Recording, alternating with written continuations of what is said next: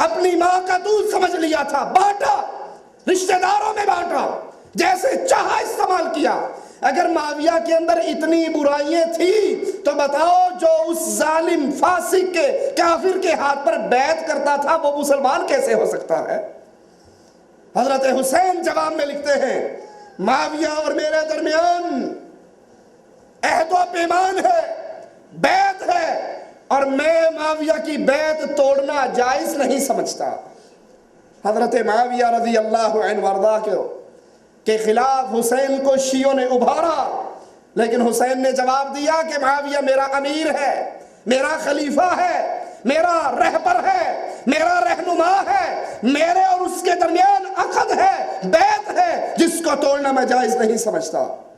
حضرت معاویہ فوت ہو جاتے ہیں۔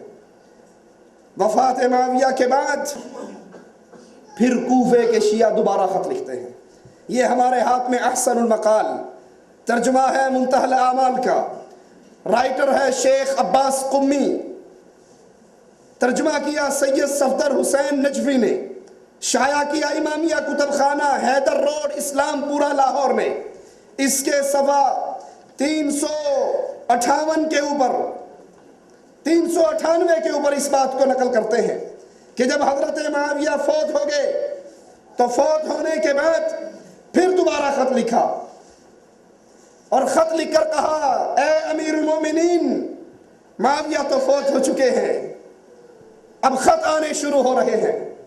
ایک ایک کا نام لے کر حضرت حسین ان خطوں کو اپنے پاس رکھتے ہیں کہ آپ نے معاویہ کی بیعت کی تھی، اب معاویہ فوت ہو چکا ہے، معاویہ کے فوت ہونے پر ہم آپ کو دعوت دیتے ہیں۔ شیخ عباس قمی رائٹر ہے، احسن المقال کتاب کا نام ہے، امامیہ کتب خانہ اس کو چھاپتا ہے کہ ہم آپ کو دعوت دیتے ہیں کوفے میں تشریف لے آؤ، اور آپ نے یزید کی ولی عہدی کی جو بیعت کی تھی وہ توڑ دو۔ سوچئے ان ذاکروں کے قول کے مطابق نعوذ باللہ اگر یزید شرابی تھا، یزید زانی تھا، یزید پلید تھا، یزید کافر تھا، سنا نہیں آپ نے؟ آج کل کے ٹیلی ویژن کو کھول کے سنیے کیا کہتے ہیں، قتل حسین دراصل مرگ یزید ہے، اسلام زندہ ہوتا ہے ہر کربلا کے بعد، یزید ایسا تھا، یزید ویسا تھا۔ اگر یزید ایسا تھا تو حسین نے 10 سال تک اس یزید کی ولی عہدی کی بیعت کیوں کی تھی؟ امام معصوم تو غلطی نہیں کرتا، امام معصوم تو وہاں سے پیتا ہے جہاں سے نبی پیتے ہیں، امام معصوم پر تو فرشتہ نازل ہوتا ہے، تو اس امام معصوم نے زانی شرابی قاتل جواری کے ہاتھ پر بیعت کیوں کی؟ خطوط لکھتے ہیں، اور یہ تذکرۃ الاطہار کتاب الارشاد شیخ مفید کی، اس کا صفحہ نمبر 282 ہے۔ اس 282 پر بھی انہی خطوط کا ذکر شیخ مفید جو شیعوں کا شیخ ہے، کتاب بھی شیعوں کی، چھاپنے والے بھی وہ لوگ، کہ حضرت حسین کوفیوں سے مخاطب ہو کر کہتے ہیں میں تمہارے پاس اپنی مرضی سے نہیں آیا، تم نے مجھے خط بھیجے، تم نے مجھے خطوط لکھے، تم نے میرے پاس ایلچی بھیجے اور کہا کہ ہمارا کوئی امام نہیں، ہمارا کوئی رہنما نہیں، آپ آئیے اور آپ آ کر ہمارے خلیفہ بن جائیے۔ حضرت حسین اپنے ایک ساتھی عقبہ بن سمعان سے کہتے ہیں وہ 2 تھیلے لے کر آؤ جو کوفیوں کے خطوں سے بھرے ہوئے ہیں، اور ان کے خطوں کو ان کے سامنے کھول کر پڑھتے ہیں، کیا تم نے مجھے نہیں بلایا؟ کوفے کے شیعہ خطوط لکھتے ہیں، حضرت حسین حالات جاننے کے لیے مسلم بن عقیل کو روانہ کرتے ہیں۔ ایک ایک عقیدہ سامنے رکھیے اور مقابلہ کیجئے ہر عقیدے کا۔ میں نے آپ کو ملا باقر مجلسی کے حوالے سے شیعوں کا یہ عقیدہ سنایا کہ ہمارے امام کو علم غیب ہوتا ہے، ما کان و ما یکون، جو ہو گیا اس کا بھی پتہ ہے اور جو ہونے والا ہے اس کا بھی پتہ ہے۔ جس امام کو اتنا علم غیب ہے، بلکہ جعفر صادق کے نام ایک جھوٹ کی روایت بیان کرتے ہیں کہ انہوں نے کہا جو مردوں کی پشتوں میں ان کی اولاد ہے اور جو ماں کے پیٹوں میں ارحام کے اندر ان کی اولاد ہے، امام معصوم کو ان کا پورا علم ہوتا ہے۔ اب جس کو اتنا علم ہوتا ہے اس کو مسلم بن عقیل کو کوفہ روانہ کرنے کی کیا ضرورت پڑی تھی؟ جو عالم الغیب ہے، جس کے لیے فرشتہ نازل ہوتا ہے. اور ملا باقر مجلسی لکھتا ہے کہ فرشتہ بھی کیسا، اعظم من جبرائیل، وہ فرشتہ مقام اور مرتبے میں جبرائیل سے زیادہ بڑا ہوتا ہے جو ہمارے امام پہ وحی لے کر آتا ہے. تو مسلم بن عقیل کو حالات دیکھنے کے لیے حسین کیوں بھیج رہے؟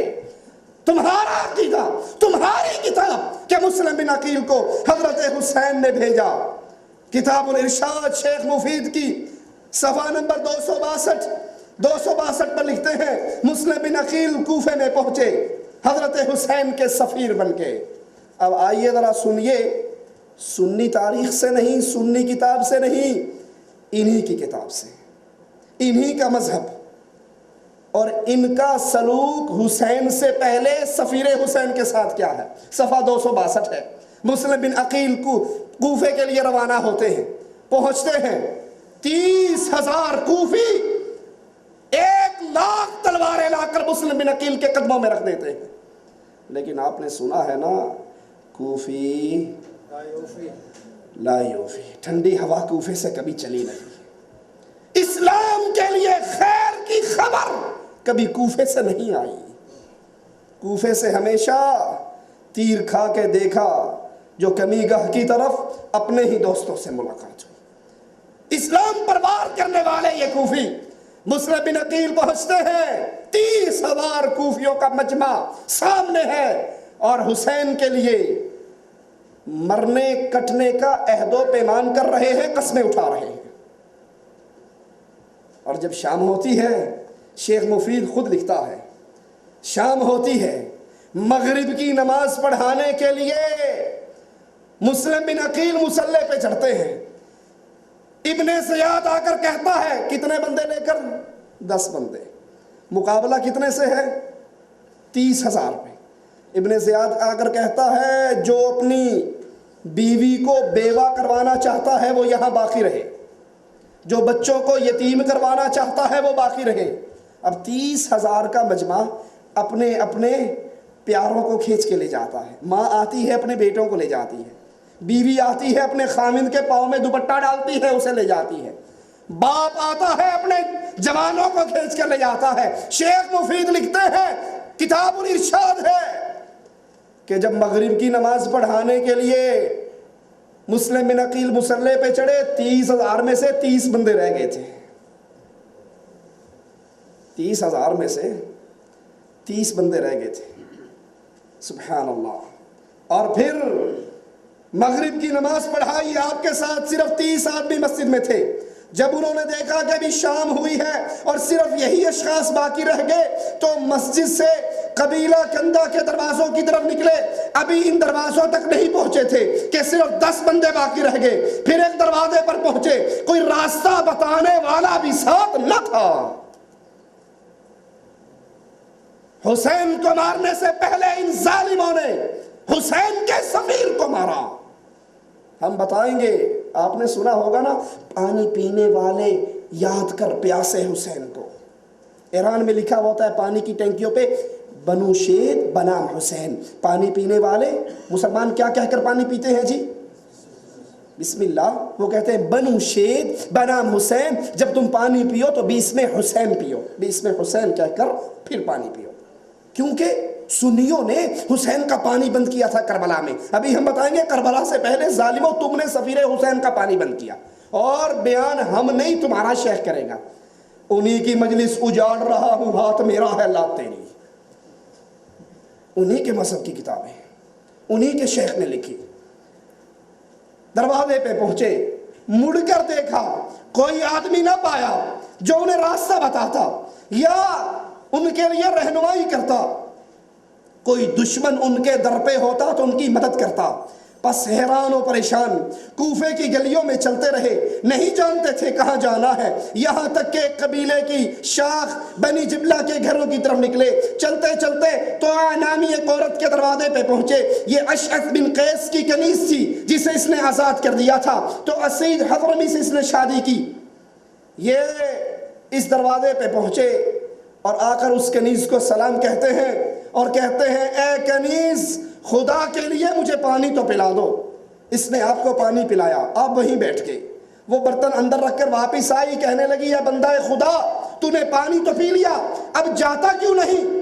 آپ خاموش رہے۔ اس نے دوسری مرتبہ کہا، آپ خاموش رہے۔ اس نے تیسری مرتبہ کہا، سبحان اللہ، اے اللہ کے بندے خدا تجھے عافیت دے، تو اپنے گھر والوں کے پاس جا، میرے دروازے پر کیوں بیٹھا ہے؟ یہاں بیٹھنا تیرے لیے بہتر نہیں، میں اجازت نہیں دیتی۔ آپ کھڑے ہو گئے اور فرمایا اے کنیز خدا کی قسم اس شہر میں نہ میرا گھر ہے، نہ میرا قبیلہ ہے، نہ میرا خاندان ہے، کیا تو اجر اور نیکی چاہتی ہے؟ شاید آج کے بعد کبھی اس کا بدلہ دوں۔ اس نے کہا کیا بات ہے؟ کہا مجھے اپنے گھر میں پناہ دے دے۔ کہا تو کون ہے؟ کہا میں مسلم بن عقیل ہوں، اس قوم نے جھوٹ بول کر مجھے بلایا، کوفے کے شیعوں نے جھوٹ بول کر مجھے بلایا۔